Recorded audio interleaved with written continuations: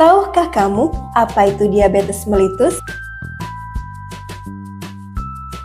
Diabetes mellitus atau yang sering dikenal dengan nama kencing manis adalah penyakit kronis yang ditandai dengan adanya peningkatan kadar gula di dalam darah yang melebihi batas normal.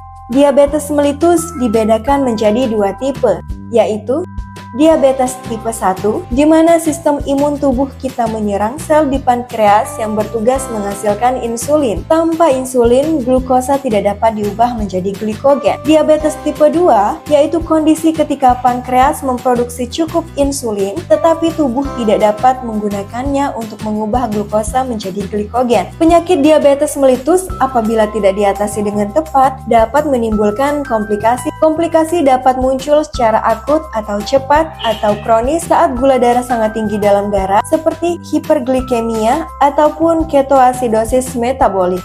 Sementara komplikasi kronis bisa muncul dalam waktu beberapa tahun apabila diabetes tidak ditangani dengan baik, seperti komplikasi pada mata, syaraf, gusi, bahkan dapat menyebabkan gagal ginjal, serangan jantung, ataupun stroke.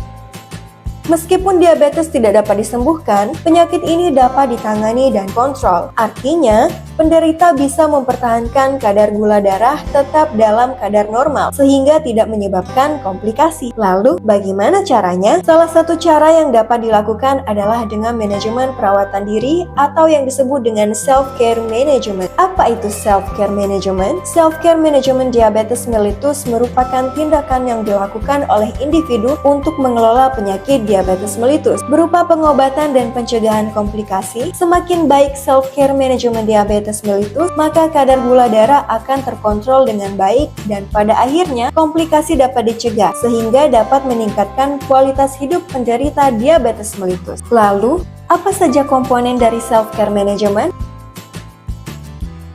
Pelaksanaan self-care management pada diabetes mellitus antara lain. Yang pertama adalah pemantauan glukosa darah. Kontrol kadar glukosa darah merupakan kunci dari manajemen diabetes mellitus. Pasien diabetes mellitus sangat direkomendasikan dalam melakukan pemantauan kadar glukosa darah sendiri. Banyak orang yang mengabaikan gejala diabetes karena merasa badan sehat-sehat saja. Pedulilah akan kesehatan Anda dan periksakan gula darah Anda secara teratur. Yang kedua, terapi atau pengobatan. Terapi farmakologis terdiri dari obat oral dan injeksi serta kombinasi keduanya. Jangan membeli obat bebas karena obat diabetes hanya boleh ditebus dengan resep dokter.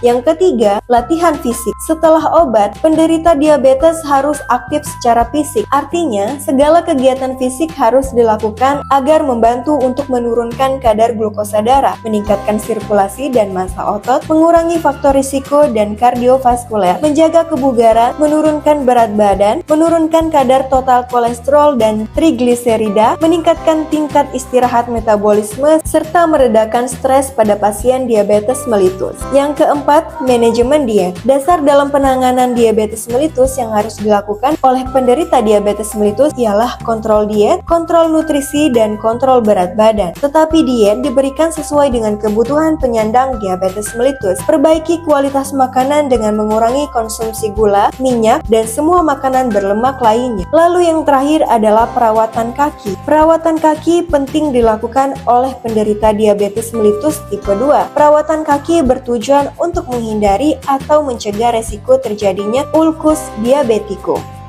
Salam sehat untuk kita semua.